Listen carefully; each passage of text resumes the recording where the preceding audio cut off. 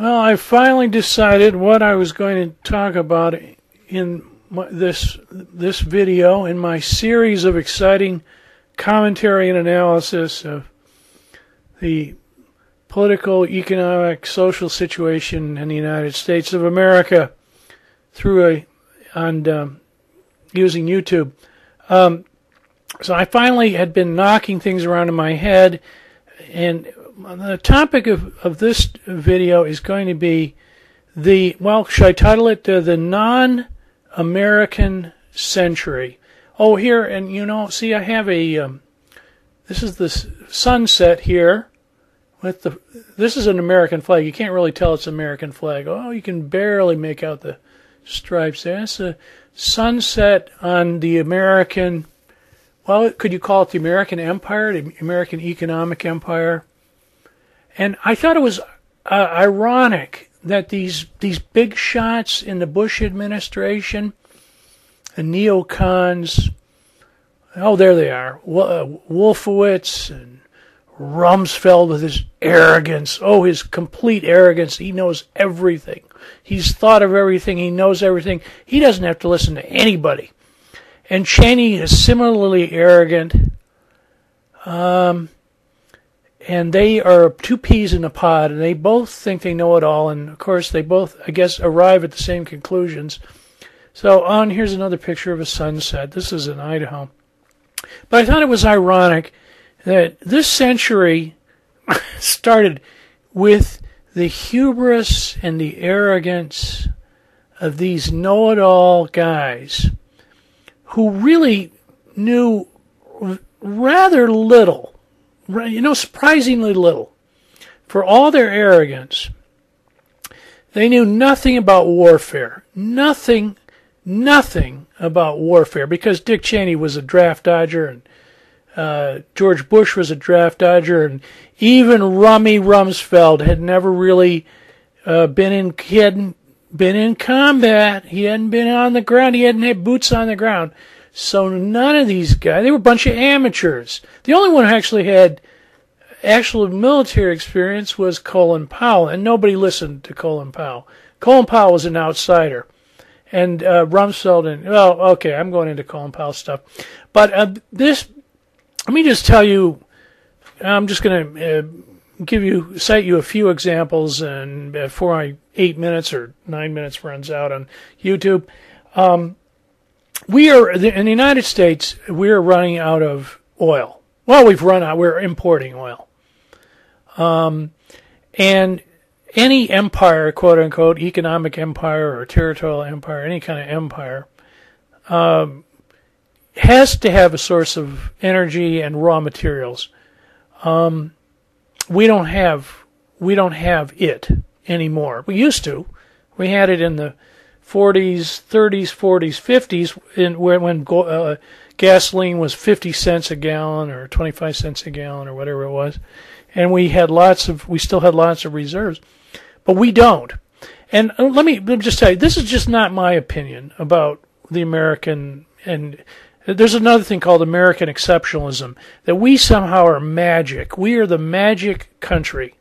The magic country with the magic founding, with the magic constitution, with the magic this and the magic that, and we're going to reverse all of history, all the rules, the patterns of history, and somehow we are going to maintain endless dominance.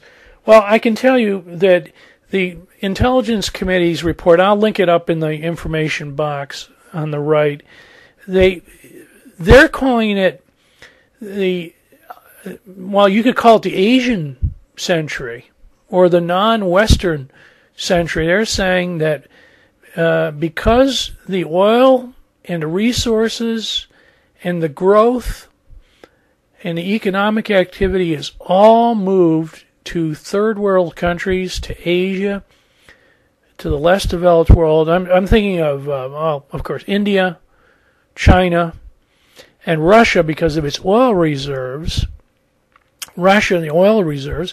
And then the Middle East because it's sitting still. Middle East is still sitting on a pool, a huge pool of oil. So all of that means, and can I direct my comments? Oh, I should have directed it earlier. Maybe I'll edit this in. That's what I'll do.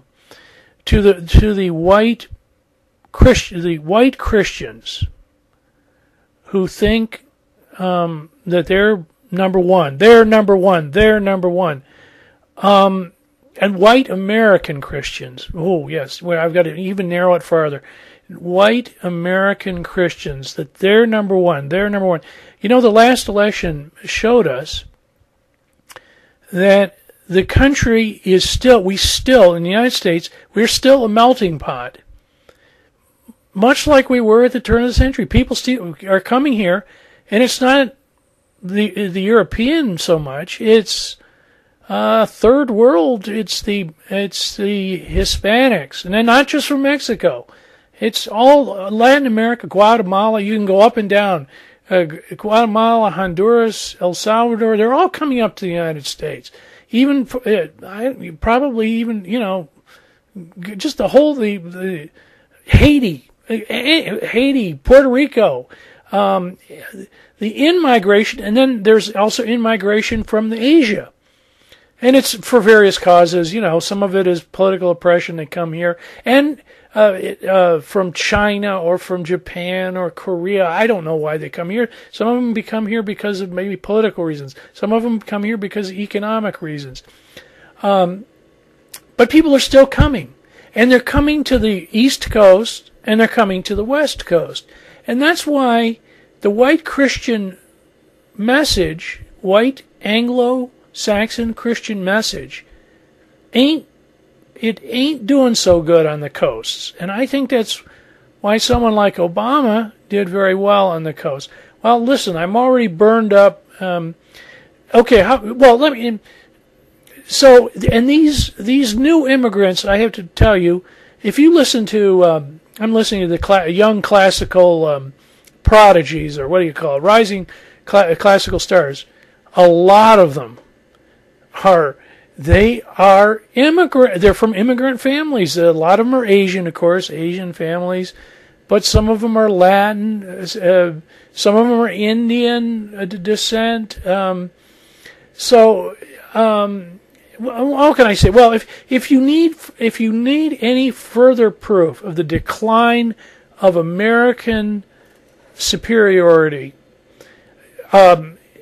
just look at the top people in American business testifying before Congress.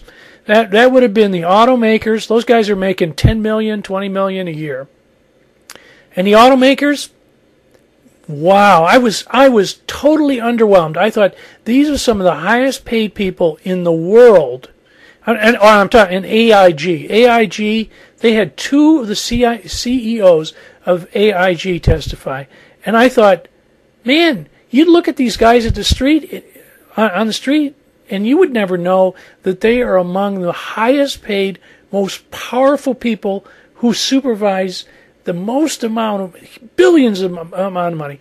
And you would think, yeah, they probably graduated from college. So listen, so it's not the American century anymore.